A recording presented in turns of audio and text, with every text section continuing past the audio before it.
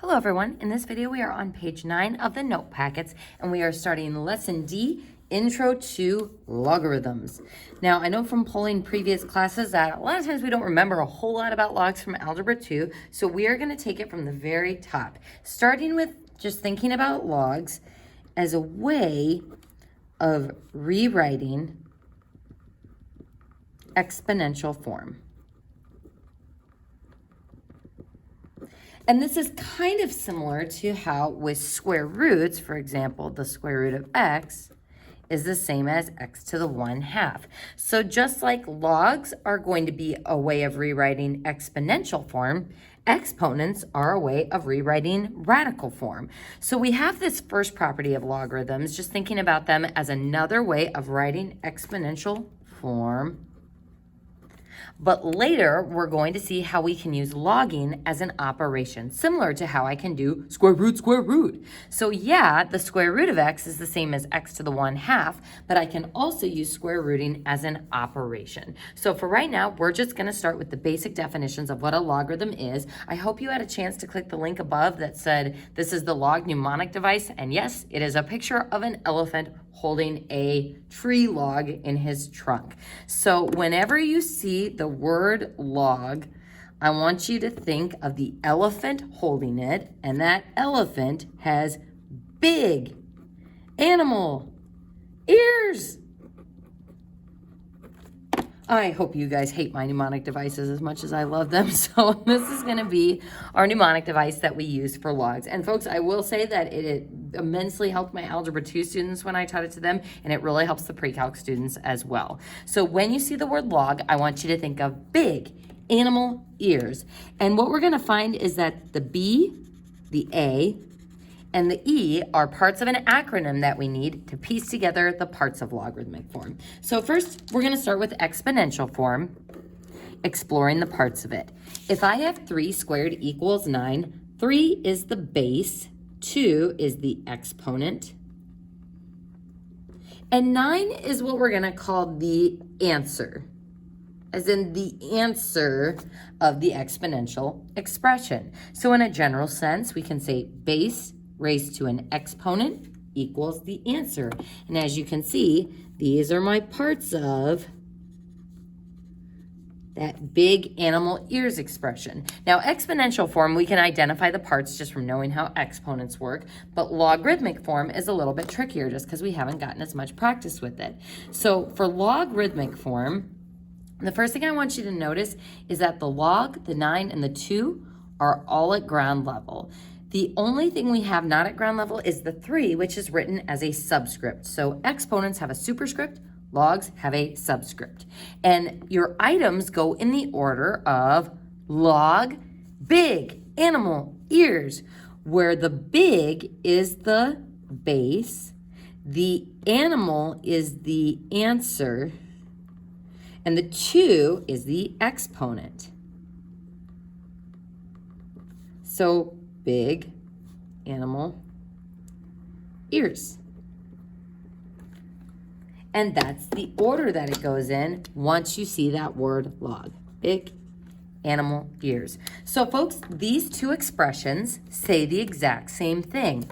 3 squared equals 9, and this one is read as log base 3 of 9 equals 2. So let's read that again. Log base 3 of 9 equals 2. Log base B of A equals E. So knowing how to read the logs is going to be important, and knowing how to interpret them is going to be important. So these two expressions mean the same thing. And if you're like, why would we ever use logarithmic form when this is so much easier? Just like you're probably thinking, why would I ever use this form when square root form is so much easier? We have to understand that these two forms are equal to each other before we can get into the other utilities of logs for solving. So folks, in this first section, we're just going to be rewriting in exponential form. So what form are these expressions currently in? Logarithmic form. How do I know? Because they all have the word log with them. And anytime you see that word log, I want you to think of the elephant with his big animal ears. And this tells me the pieces I need for exponential form. 3, the B, is going to be the base.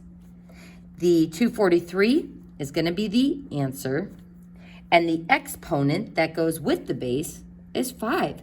And folks, the nice thing is when you're going to exponential form, it should make mathematical sense. Is 3 to the 5th 243? It sure is. So it mathematically makes sense when we put it in exponential form. Now let's try the next one. We see the word log and we think of the elephant with his big animal ears. So this tells me the base is 5. The answer is 125, and the exponent that goes with the base is 3. Is 5 to the 3rd 125? It sure is. And let's just practice reading the logarithmic notation for both of these. Log base 5 of 125 is 3. Log base 3 of 243 equals 5. Let's read the next one. Log base 9 of 1 equals 0. Let's go ahead and write this one in exponential form. We see the word log, thinking of the elephant holding it with his big animal ears. So my base is 9, my exponent is 0, and my answer is 1. Is 9 to the 0 1? It sure is. Go ahead and pause the video and try the last one on your own. Big animal ears. Our base is 1/2. Our exponent that goes with the base is -4. And our answer is 16. So if I give 1 a bad attitude, send it downstairs, I get 1. 2 a bad attitude, send it upstairs, I get 2 to the 4th, which is indeed equal to 16. So it checks out. All right, folks, now we're going to go in the opposite direction. We are given exponential form, because I've got an exponent, and we are going to rewrite in logarithmic form. So here, first I'm going to label the parts of exponential form. 3 is my base. 2 is my exponent. 9 is my answer. So when I want to write it in logarithmic form, we write it in the order of big, base 3, animal of 9, ears equals 2. And that is how I write this in logarithmic form. Log base 3 of 9 equals 2. Let's go ahead and look at the next one. This is in exponential form. We want to write it in logarithmic form. So my base is 2, my exponent is 5, and the answer is 32. So to write it in logarithmic form, we think of the elephant with his big, base 2, animal, 32, ears, equals 5. Let's go ahead and try the next one on your own. Go ahead and pause the video and see if you can do this one. Base, exponent, answer, log, base 5 of 1 equals 0.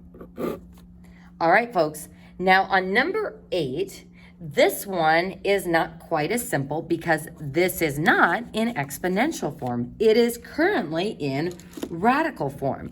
So how do I turn radical form into exponential form? We do power divided by index. So the power of the 64 is 1. The index of the radical is 3. So 64 to the 1/3 equals 4. So going between radical, exponential, and logarithmic form will be useful as well. So now there's my base, there's my exponent, there's my answer. So writing it in logarithmic form, log base 64 of 4 equals 1/3.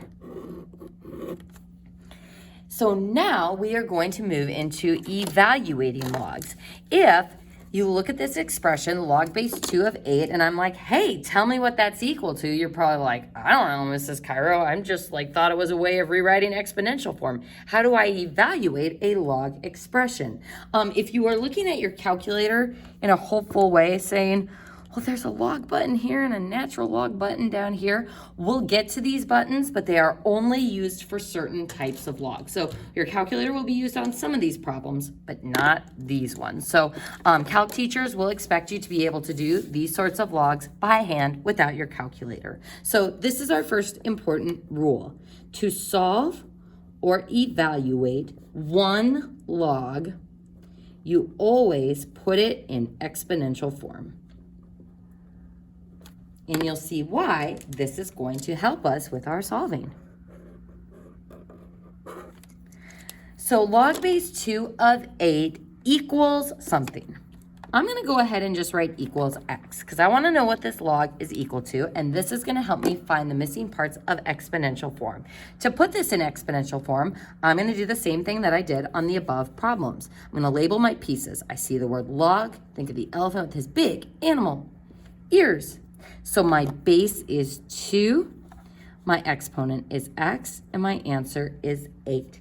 Now, you can either try to get the same basis like we talked about on the previous page, or you can use mental math and say 2 to what power gives me 8? 3. So x equals 3. So log base 2 of 8 equals 3. So that's it. To evaluate a log, or simplify or solve a one log expression, you put it in exponential form. Let's try the next one. What is log base 7 of 1/7 equal to? Let's go ahead and write it in, well, let's label the parts first. We see the word log and we think of the elephant with his big animal ears. So our base is 7, our exponent is x, and our answer is 1/7. So how do I give this 7 a bad attitude and send it downstairs? X is equal to -1. Moving on to the next one. We want to know what log base 1/3 of 81 is equal to. So we label our parts. We see the word log. We think of the elephant with his big animal ears. So our base is 1/3. Our exponent is x.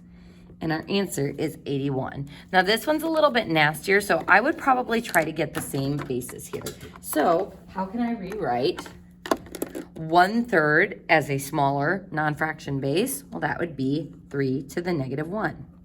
So 3 to the -1 raised to the x. How do I write 81 as base 3? 3 to the 4th. So if I have -1x equals 4, then x is equal to -4. And that's what log base 1/3 of 81 is equal to. Go ahead and pause the video and try the last one on your own. So log base 25 of 5 is equal to x. We see the word log, we think of the elephant with his big animal ears. So on all of these, we're converting it or rewriting it in exponential form. So 25 to the x equals 5. So 25 I can rewrite as 5 squared raised to the x. And this is 5 to the first, so 2x equals 1. And x is 1/2. And folks, does this make sense? Is 25 to the 1/2 power equal to 5? Yes, because taking something to the 1/2 is the same as taking the square root. So that's how you can kind of check yourself, is if you remember that rule, power divided by index. Now, folks, in the next portion, we're going to be looking at common logs and natural logs. So those buttons on your calculator refer to these two specific types of logs. Common log refers to log base 10, and it's simply written as log x. So we leave off the subscript because this is the most common log that you encounter in other applications. Those of you who have taken chemistry, you've probably seen common log when you're talking about pH levels. So just like with square roots, we don't normally put that index of 2 in the crevice just because we know, hey, square roots happen all the time. We know that the index is 2. So for the same reason, if you see a log without a base explicitly written, you can assume that it is log base 10. Natural logs refer to log base e, and log base e is the same as log natural or natural log of x. So what's special is log of x and common log of x and natural log of x are both buttons on your calculator. So common log, natural log, ooh, and you'll see we start getting some super fun decimals if we start using those calculator buttons. So on this entire top section, could I have used common log or natural log? Well, I don't see any log base 10s on there. So these are restricted to only specific types of problems. So folks, let's go ahead and look at number 13 and 14. It says evaluate using a calculator and round to the thousands place. So looking at number 13, this is common log of 13. So because there's not a base explicitly written with the log, we can assume that this is log base 10. Now notice what happens if we try to do the same thing that we did on the above problems. We see the word log, we think of the elephant with his big, base 10, animal, 13, ears, x. So that would give me 10 to the x equals 13. Now, as you can see, we've got kind of a problem here because 10 to the first is 10 and 10 squared is 100. There's not going to be a friendly number that gets me 13. So what we can do instead is use our calculator and just say, what is the common log or just log button of 13? And it tells us it is rounded to the thousandths place 1.114. So x is about 1.114.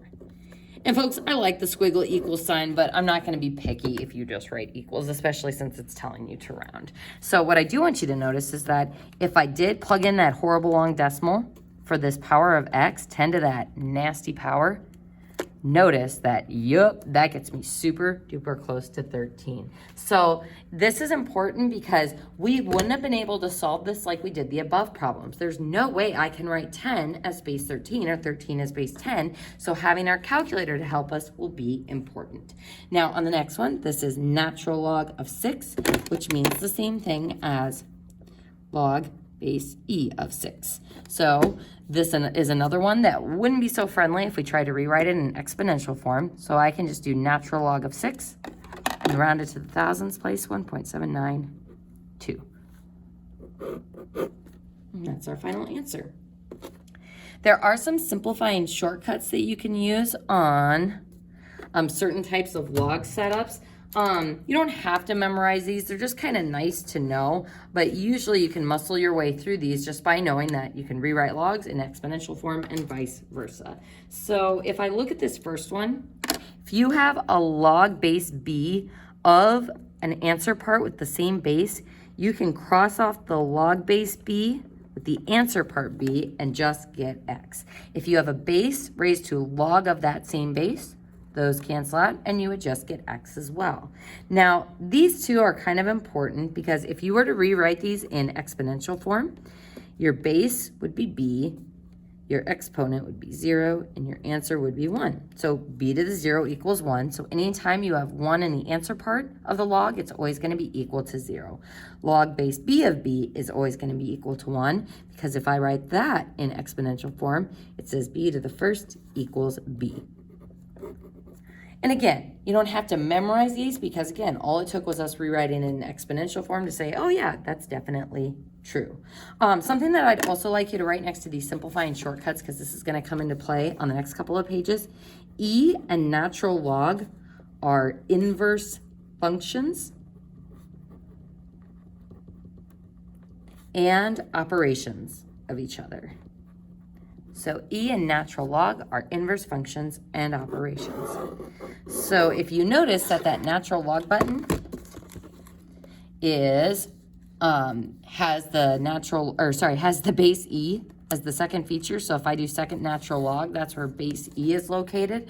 Those two are related, which is why they're next to each other. Just like square rooting and squaring are inverse operations, and 10 to the x and logging are inverse operations. So there's a reason why your calculator has them structured that way. So folks, on these bottom 4 problems, we're just going to make use of some of these simplifying rules. So 10 to the log base 10 of 6. So because there's no base here, we can assume that's log base 10. 10 to the log base 10 will cancel out, leaving us with 6. Then log base 3 of 9 to the x. 9 we can rewrite as 3 squared. So log base 3 of 3 will cancel, and we're left with the 2. So this one's, or sorry, we're not left with 2. We're left with 2x. X was already there. So this rule is kind of interesting because if you're like, wait, those cancel and then this exponent just magically comes down to ground level. When you have an exponent within a log like that, we're going to learn that it actually can move out in front to ground level. So if this one seems a little confusing, we're going to do a lot more practice with that later. On this one, E and natural log cancel each other out because this is just like having E to the log base E. So those cancel, leaving us with 3x. And then natural log of e to the x over 2, natural log and e cancel, and that exponent can move out in front as a coefficient, giving us x over 2. So again, folks, just know that there are simplifying rules. This is the main thing that I want you to take away from this section, along with b to the 0 is always 1 and b to the first is always b. But these other ones, we'll start getting into kind of how these work once we get into logarithmic solving. And that concludes page 9 of the notes.